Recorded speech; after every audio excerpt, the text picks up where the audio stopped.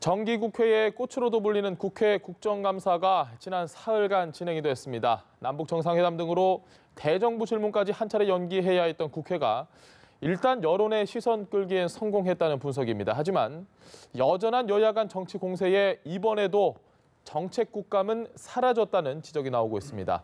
국감 초반전을 달군 이슈들 어떤 것들이 있는지 저희가 정리해 보도록 하겠습니다.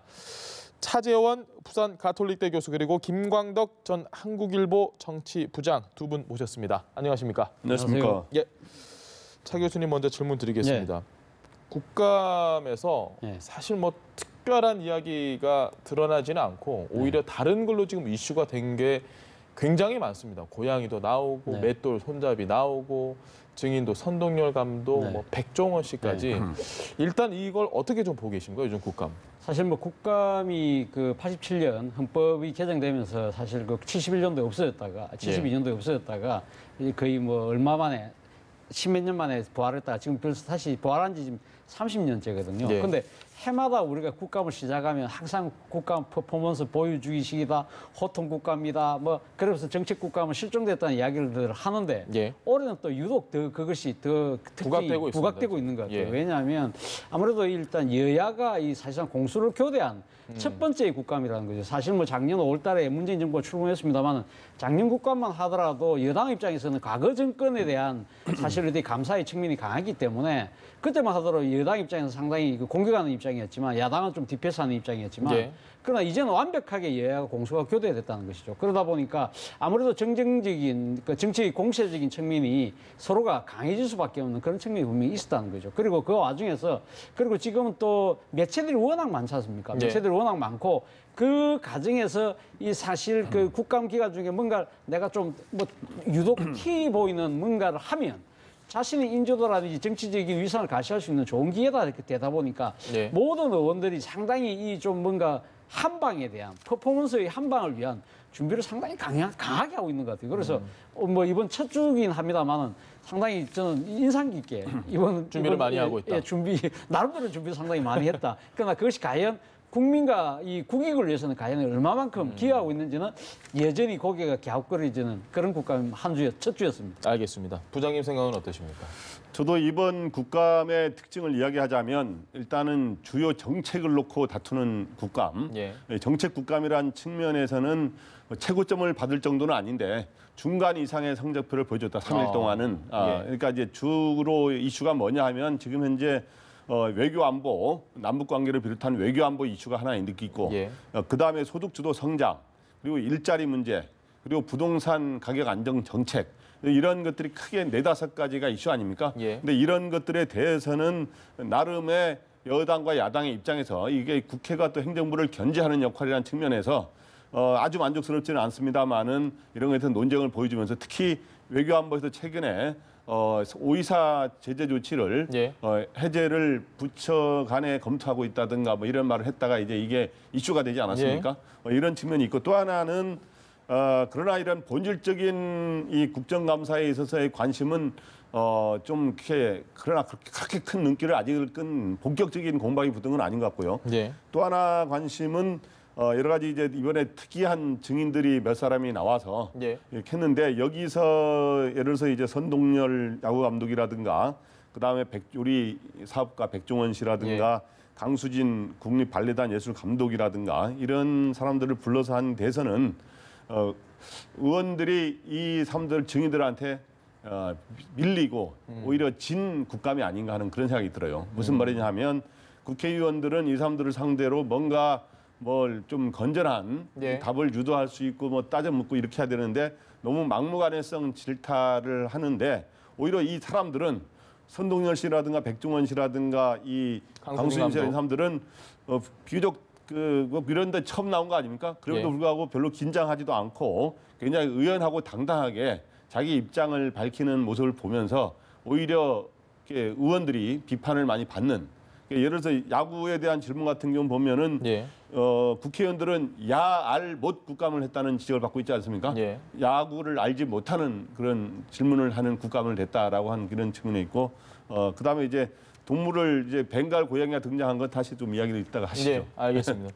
바로 하시죠. 벵갈 고양이 얘기를 네. 처음에 가장 이슈가 됐던 게 벵갈 고양이였습니다. 이게 첫날이기도 했고 네.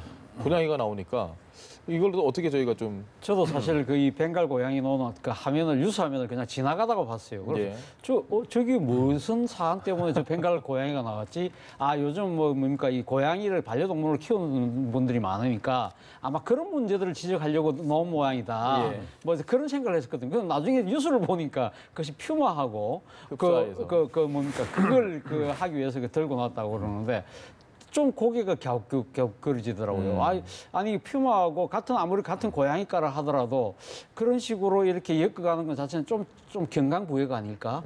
아무래도 뭐 조금 눈길 거는 그러한 이걸 좀 하기 위해서 뭐 하나의 일정 이거 뭡니까 이 소재로 퍼포먼스의 도구를 갖고 온 것 같은데요. 첫 번째는 저는 그 질문 자체도 저는 사실 좀 문제가 있었다고 봅니다. 예. 그러니까 퓨마가 왜 사살을 했느냐? 그것이 결국은 뭐 당시 그러니까 방북하고 있던 문재인 대통령의 그런 여러 가지 그런 부분들이 퓨마의 뉴스에 가려져서 그 효과가 상쇄될까 없어질까 싶어서 뭐 그렇게 가용 오버하면서 청와대 NSC 위기관리센터가 상당히 지나치게 나선 거 아니냐 뭐 그거였는데 국무조정실장은 전혀 뭐 NSC 회의 소집된 적도 없다고 그런 이야기하는 거 본다고 한다면 약간 그런 것을 조금 지나치게 좀 정치적인 공세를 이용했다는 측면이 있는 것이고 그리고 또 하나는 벵갈 고양이를 데리고 왔는데 뭐 많은 사람들이 저건 또 다른 동물 학대 아니냐. 네.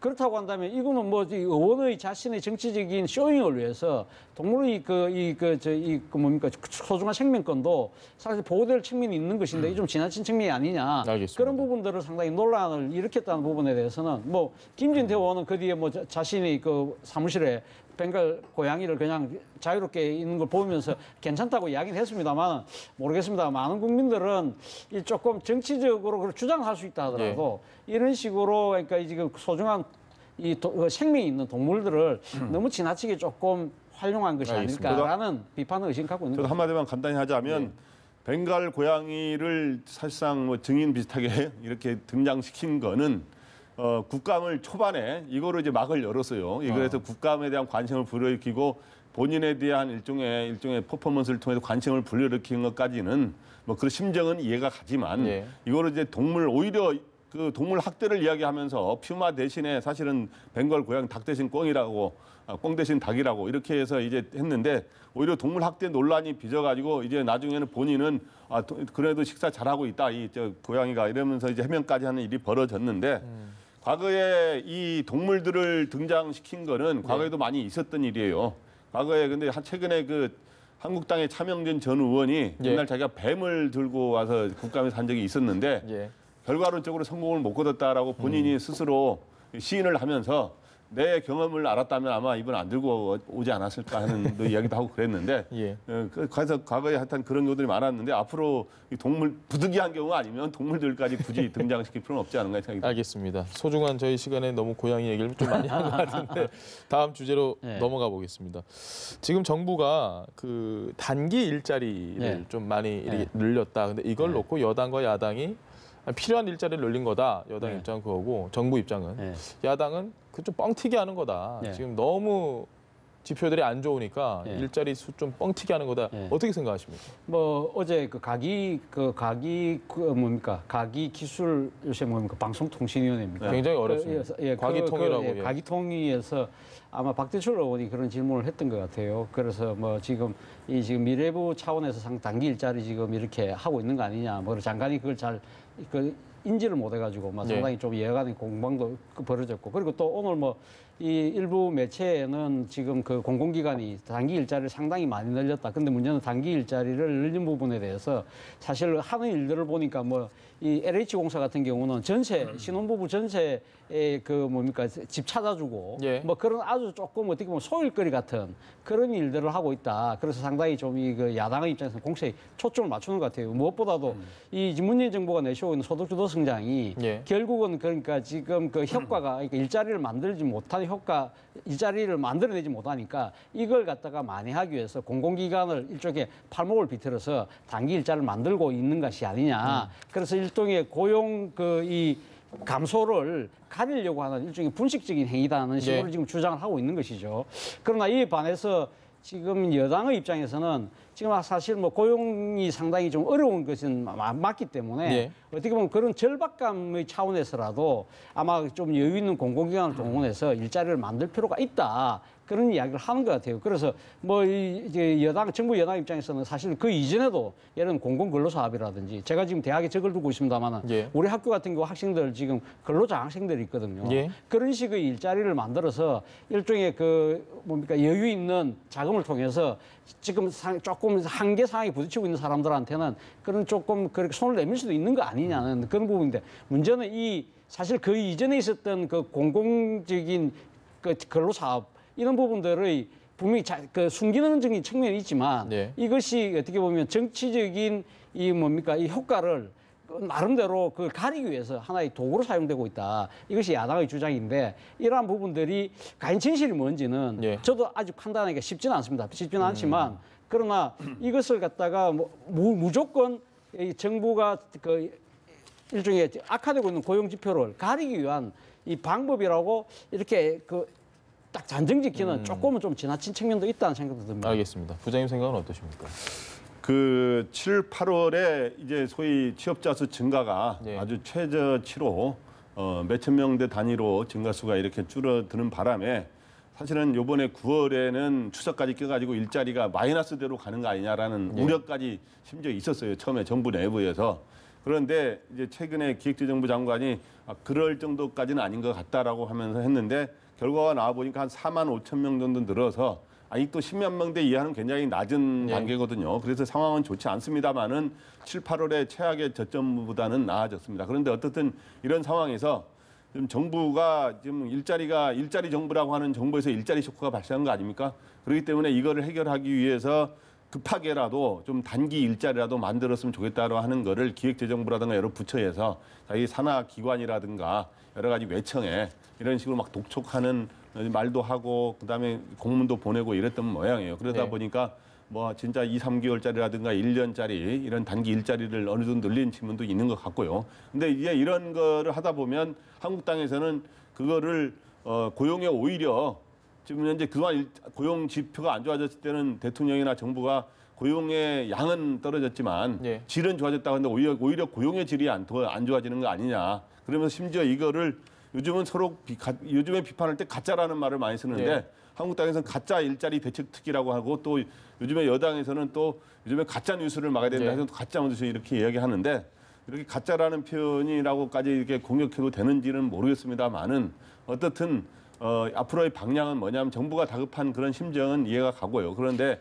어떻든 고용의 질과 양과 함께 질이 함께 개선되는 그리고 너무 이 단기간에 이런 거에 너무 이 정권이라는 게 또 5년간 지속되는 거기니까 정부도 너무 그렇게 다급한 생각 갖지 말고 어차피 안 좋아진 지표가 한번 나오지 않았습니까? 그래서 이제는 이러한 것들은 결국에는 큰 틀에서는 민간의 그 어떤 이런 일종의 일자리를 늘리는 걸 통해서 고용과 질과 양을 함께 늘리는 이런 식으로 나가야 될 것 같습니다. 알겠습니다. 일자리의 질이 사실 좀 안 좋아질 수 있다라는 일부 주장들에 대해서 교수님 생각은 어떠십니까? 뭐 정부가 지금 이때까지 이야기한 것은 사실 일자리가 지금 많이 나름대로 줄고 있지만 그러나 일자리의 질은 개선되고 있다고 이야기를 네. 했습니다. 했는데 사실 지금 나와 있는 통계를 보면 그렇게 그것도 사실 그 정부의 주장이 그렇게 썩 이렇게 이 받아들인 주장과 부합하는 부합하는 부분은 좀 부분이 아닌. 조금 아닌 측면이 예. 분명히 있는 것 같습니다. 바로 그 때문에 저는 앞서도 제가 이야기했습니다만 뭐 야당이 이런 공공기관을 통한 단기 일자리 부분에서 강하게 공격하는 것이 조금 지나치다고 이야기했던 부분은 사실 그런 부분 일자리도 필요하다는 것이죠. 네. 그러니까 이 정부가 상당히 그 공적 자금을 통해서 그런 일종의 사회 부조적인 측면에서의 일자리는 분명히 필요한 것인데 그러나 그것이 전부가 돼서는 안 된다는 것이죠. 말씀하신 대로 그러니까 지금 양질 일자리를 만드는 부분 그 부분에도 상당히 신경을 써야 된다. 예. 그러나 결국은 정부가 하는 데 있어서는 나름대로 한계가 있을 수밖에 없다. 지난번 문재인 대통령이 SK 하이닉스 공장을 방문했을 때 한 네. 이야기가 있지 않습니까?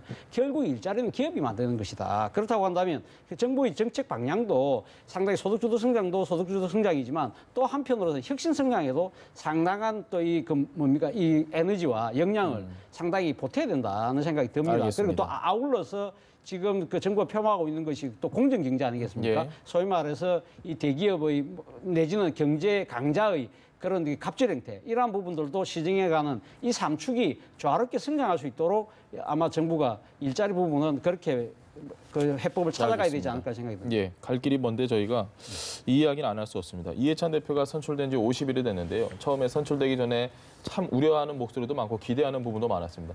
지금 현재 야당과의 관계, 여당 대표로서 이해찬 대표 얼마나 잘하고 있다고 평가하십니까? 이해찬 대표가 이제 취임한 지 50일이 됐는데 예. 그 전에 추미애 대표 때 하고 비교하면 굉장히 빛과 그림자가 좀 도드라지는 건 사실이에요. 예. 그러니까 일단 분명한 거는 추미애 대표도 여러 가지 목소리를 높이고 이런 적이 있습니다만은 이해찬 대표가 된 이후에 당의 위상이 상대적으로 여권 내에서 높아진 것은 사실입니다. 예. 사실이고 그렇기 때문에 일종의 당정청과의 관계에서 보통 이제 총리라든가 대통령 비서실장 이렇게 하고 당정청 회의를 열거든요. 대통령 일단 빼고요.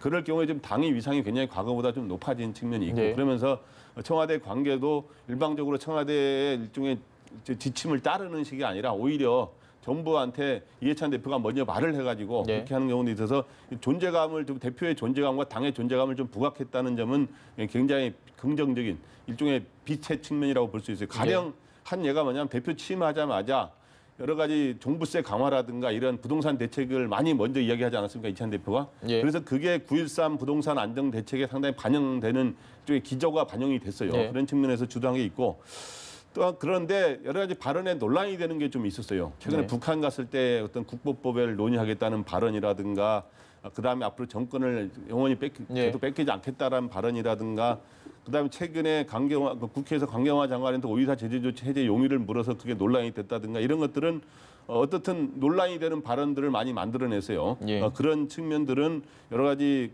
그렇게 긍정적인 면은 아닌 것 같고요. 그중에 뭐 일종의 양측면이 있겠지만은 또 하나는 야당과의 협치가 중요한데 예. 야당과의 협치라는 측면에서 서로 굉장히 잘하는 사람이니까 잘 될 거라고 이해찬 대표가 이야기했지만 어쨌든 본인이 목소리를 강하게 내다 보니까 야당과의 협치, 특히 한국당과의 협치라든가 바른미래당과의 협치는 그렇게 순조롭게 되지는 않은 쪽으로 가고 있는데 이제 시작이니까 예. 앞으로 더 어떻게 할지는 또 봐야 될 것 같습니다. 차 교수님 보시기엔 야당과의 협치 부분은 좀 잘 되고 있다고 보십니까?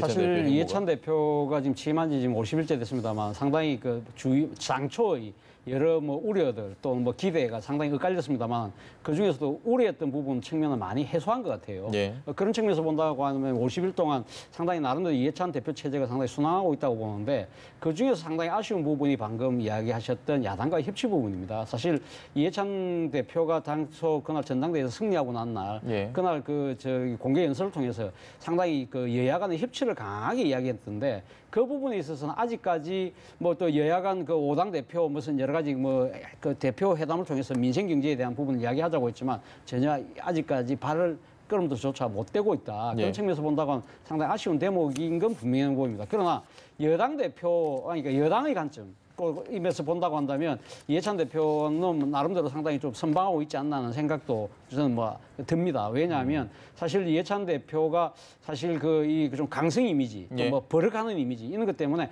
당청 관계가 상당히 좀 껄끄럽지 않을까라는 생각을 했지만 그래도 그렇지만 그거와는 달리 상당히 당청 관계가 그래도 순조롭게 지금 굴러가고 있다. 그리고 앞서 추미애 대표 시절에 상당히 좀 청와대 쪽으로 기울어졌던 정부 쪽으로 기울어졌던 이 균형의 추가 약간은 당 쪽으로 기울어지는 그러한 효과를 통해서 당이 약간 국정을 주도하는 모습을 보여주고 있다. 그런 측면은 뭐 높게 평가할 수 있는 것이고요. 또 하나는 이해찬 대표가 여러 가지 사회적 현안들, 부동산 문제부터 시작해서 뭐 국가보안법 5.24 조치까지 이슈를 적극적으로 제기하고 이슈에 대한 대응도 하고 또 자기 스스로가 아젠다를 만들어가면서 이렇게 끌고 가는 측면 그런 것들은 상당히 뭐 나름대로 높은 평가를 줄 수 있지 않을까 생각인데 다만 앞서 말씀하신 것처럼 뭐 국가보안법 문제라든지 그런 부분들을 갖다가 평양에 가서 굳이 이야기를 할 필요가 있었을까? 그러한 부분들은 물론 나름대로 의도를 갖고 있다고 치더라도 약간은 지금 뭐 이 앞서 여야 협치 측면에서라든지 또 국민적인 여러 가지 또 이런 이 관심이 큰 남북 관계에 있어서 그런 좀 민감한 부분을 너무 섣불리 이야기하는 측면이 있는 것이 아닐까? 그런 아쉬움은 있는 것 같습니다. 그러니까 추미애 대표보다는 잘하고 있다는 뜻이죠. 예, 뭐 저는 뭐 추미애 대표보다는 돌발 질문 오늘 부장님이 주셨는데요.